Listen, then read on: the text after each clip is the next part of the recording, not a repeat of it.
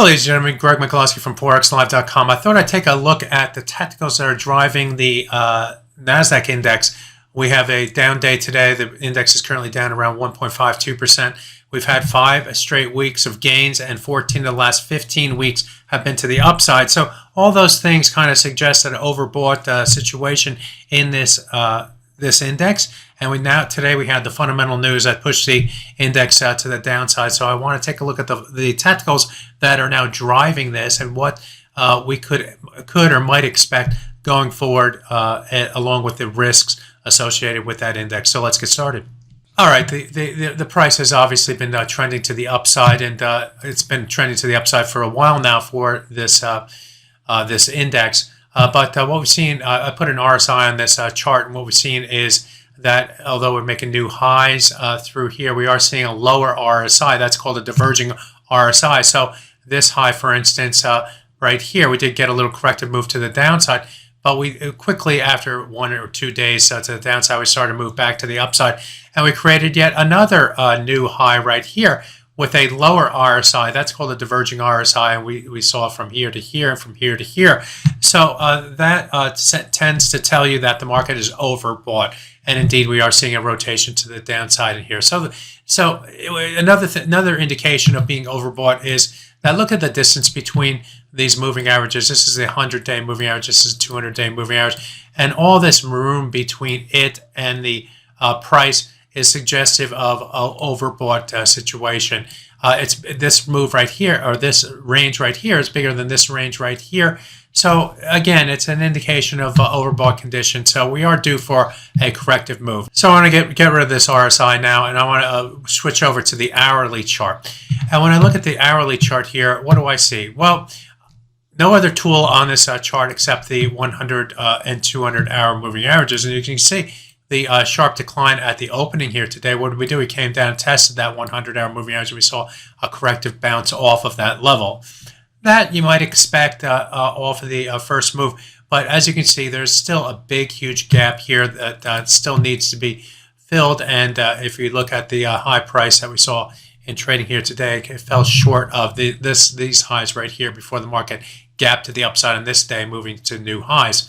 So the sellers are started to take more control, but what we're going to have to look forward to going forward is what happens at this 100-hour moving average. If the price were to move below that 100-hour moving average, we would expect to see further momentum to the downside and potentially move down to test the 200-hour moving average. That's this bar right here. The last time the price tested that 200-hour moving average back here. Now, some of you may say, well, we went below the 100-hour moving average here, and we traded above and below. We went below the 200-hour moving average here, and we traded above and below it here. But, you can also say that the market tried to keep below the 200-hour moving average here, gapped above or moved higher, moved above that level, and it was all over there on this little moves right here. We tried to go below it here, but could not close below that level, then found support buyers against the level before moving higher. So these are the types of nuances within the moving averages that you want to look for. But clearly, if the price were to move below that 100-hour moving average, it tilt the bias more to the downside in the NASDAQ index and should lead to further selling pressure in this index. So where can we go if we do get a break? And I'm going to put a Fibonacci retracement. There are a couple levels that I can put a Fibonacci. Let's start right here.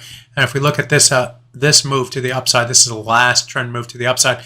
We came down toward the 50% retracement. That comes in at 15619. That's near the 100-hour moving average. So break below both those levels, that would be more bearish.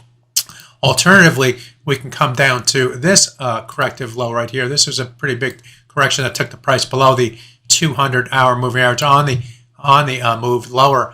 And if we look at this retracement, put it on the top right there, the 38.2 comes in at 15468. So as most people know, if we do have a trend-like move, and this is a trend-like move, I like to see the price move below the 38.2% retracement to show that it means business.